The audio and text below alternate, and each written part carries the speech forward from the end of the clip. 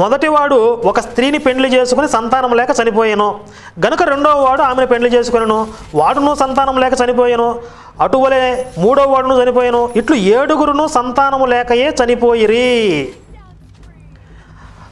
ఇక్కడ ఒకవేళ విజయప్రసాద్ రెడ్డి గారు చెప్పిన అర్థమే కనుక వచ్చినట్లయితే 7 సహోదరులు ఉన్నటువంటి ఇశ్రాయేలీలందరూ కలిసి 7 7 సహోదరులు ఉన్నారు అని చెప్పి స్పెసిఫిక్గా ఎందుకు మెన్షన్ చేశారంటే ఒక కుటుంబంలో పుట్టినటువంటి 7 సహోదరులు ఉన్నారు, ఒకడు సంతానం లేక చనిపోయాడు, వాని వెనక ఆ రెండో వాడు పెళ్లి చేసుకున్నాడు. రెండో వాడు ఏంటి?